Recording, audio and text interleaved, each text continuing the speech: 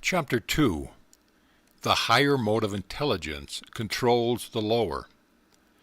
We have seen that the descent from personality, as we know it in ourselves, to matter, as we know it under what we call inanimate forms, is a gradual descent in the scale of intelligence from that mode of being which is able to realize its own willpower as a capacity for originating new trains of causation to that mode of being which is incapable of recognizing itself at all.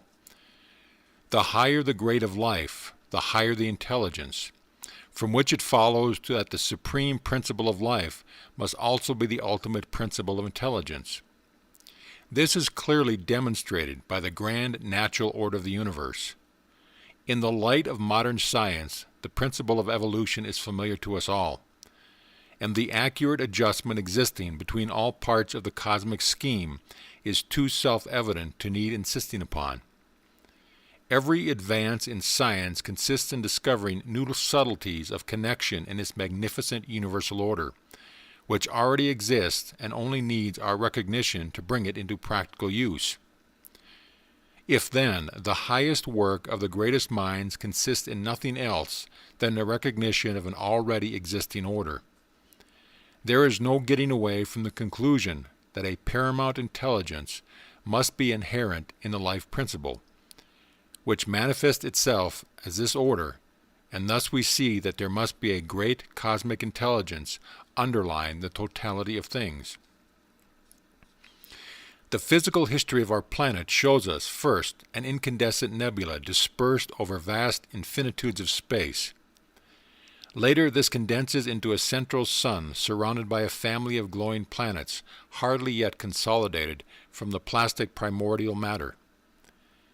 Then succeed untold millenniums of slow geological formation, an earth peopled by the lowest forms of life, whether vegetable or animal, from which crude beginnings a majestic, unceasing, unhurried forward movement brings things stage by stage to the condition in which we now know.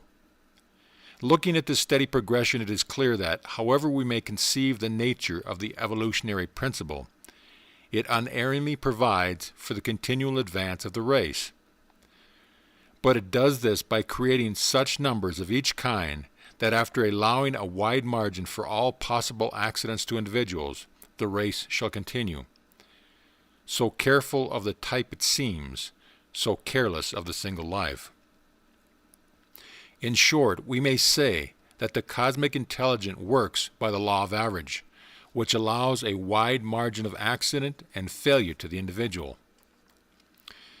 But the progress towards higher intelligence is always in the direction of narrowing down this margin of accident and taking the individual more and more out of the law of average and substituting the law of individual selection.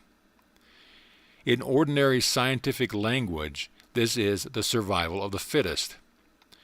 The reproduction of fish is on a scale that would choke the sea with them if every individual survived.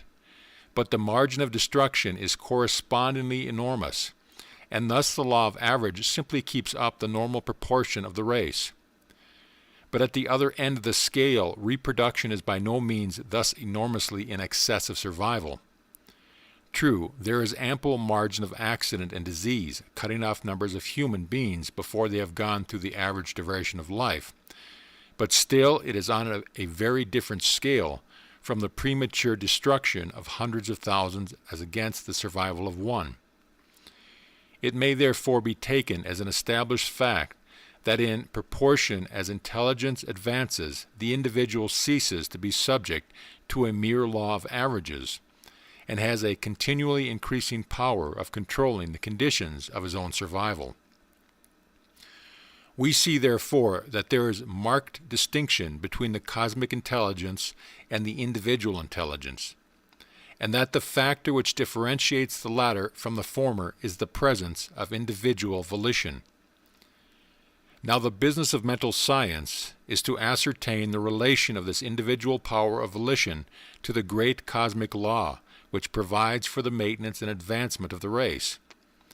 And the point to be carefully noted is that the power of individual volition is itself the outcome of the cosmic evolutionary principle at the point where it reaches its highest level. The effort of nature has always been upwards from the time when only the lowest forms of life peopled the globe, and it is now culminated in the production of a being with a mind capable of abstract reasoning and a brain fitted to be the physical instrument of such a mind. At this stage, the all-creating life principle reproduces itself in a form capable of recognizing the working of the evolutionary law. And the unity and continuity of purpose running through the whole progression until now indicates, beyond a doubt, that the place of such a being in the universal scheme must be to introduce the operation of that factor which up to this point has been conspicuous by its absence. The factor, namely, of intelligent individual volition. The evolution which has brought us up to this standpoint has worked by a cosmic law of averages. It has been a process in which the individual himself has not taken a conscious part.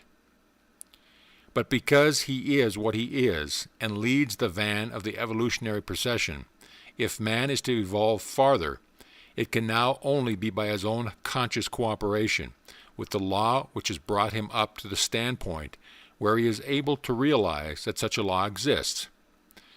His evolution in the future must be by conscious participation in the great work, and this can only be effected by his own individual intelligence and effort. It is a process of intelligent growth. No one else can grow for us. We must each grow for ourselves, and this intelligent growth consists in our increasing recognition of the universal law, which has brought us as far as we have gotten, and our own individual relation to that law based on the fact that we ourselves are the most advanced product of it. It is a great maxim that nature obeys us precisely in proportion as we first obey nature. Let the electrician try to go counter to the principle that electricity must always pass from a higher to a lower potential, and he will effect nothing. But let him submit in all things to this fundamental law, and he can make whatever particular applications of electrical power he will. These considerations show us what differentiates the higher from the lower degree of intelligence is the recognition of its own selfhood. And the more intelligent that recognition is, the greater will be the power. The lower degree of self-recognition is that which only realizes itself as an entity separate from all other entities, as the ego distinguished from the non-ego. But the higher degree of self-recognition is that which, realizing its own spiritual nature, sees in all other forms, not so much the non-ego, or that which is not itself as the alter ego, or that which is itself in a different mode of expression. Now it is this higher degree of self-recognition that is the power by which the mental scientist produces his results. For this reason it is imperative that he should clearly understand the difference between form and being, that the one is the mode of the relative and the mark of subjugation to conditions, and that the other is the truth of the absolute and is that which controls conditions. Now this higher recognition of self, as an individualization of pure spirit, must of necessity control all modes of spirit which have not yet reached the same level of self-recognition. These lower modes of spirit are in bondage to the law of their own being, because they do not know the law, and therefore the individual who has attained to this knowledge can control them through the law. But to understand this, we must inquire a little further into the nature of spirit. I have already shown the grand scale of adaptations and adjustments of all parts of the cosmic scheme to one another exhibits the presence somewhere of a marvelous intelligence underlying the whole, and the question is, where is this intelligence to be found? Ultimately, we can only conceive of it as inherent in some primordial substance, which is the root of all those grosser modes of matter which are known to us, whether visible to the physical eye or necessarily inferred by science from their perceptible effects. It is that power which, in every species and every individual, becomes that which that species or individual is, and thus we can only conceive of it as self-forming intelligent inherent in the ultimate substance of which each thing is a particular manifestation.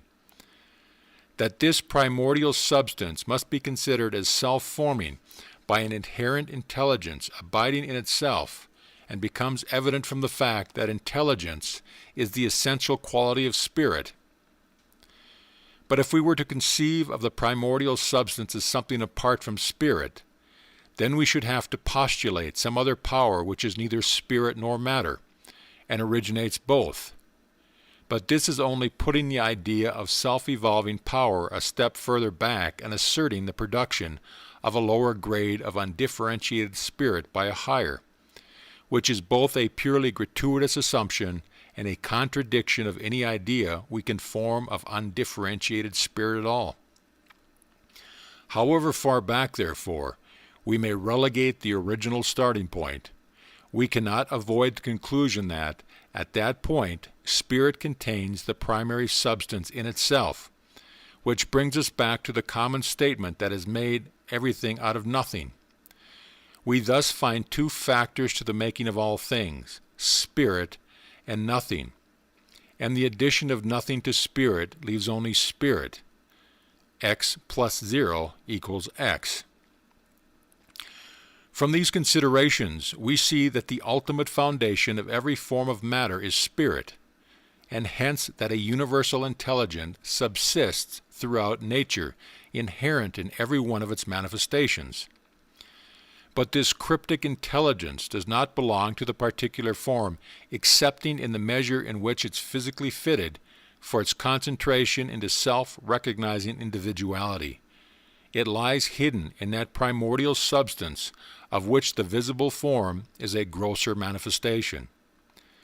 This primordial substance is a philosophical necessity, and we can only picture it to ourselves as something infinitely finer than the atoms, which are themselves a philosophical inference of physical science. Still, for want of a better word, we may conveniently speak of this primary intelligence inherent in the very substance of things as the atomic intelligence. The term may, perhaps, be open to some objections, but it will serve our present purpose as distinguishing this mode of spirit's intelligence from that of the opposite pole, or individual intelligence. This distinction should be carefully noted because it is by response of the atomic intelligence to the individual intelligence that thought power is able to produce results on the material plane, as in the cure of disease by mental treatment and the like. Intelligence manifests itself by responsiveness, and the whole action of the cosmic mind in bringing the evolutionary process from its first beginnings up to its present stage is nothing else but a continual intelligent response to the demand which each stage in the process has made for an adjustment between itself and its environment. Since then, we have recognized the presence of a universal intelligence permeating all things. We must also recognize a corresponding responsiveness hidden deep down in their nature and ready to be called into action when appealed to. All mental treatment depends on this responsiveness of spirit in its lower degrees to higher degrees of itself. It is here that the difference between the mental scientist and the uninstructed person comes in. The former knows of this responsiveness and makes use of it, and the latter cannot use it because he does not know it. End of chapter.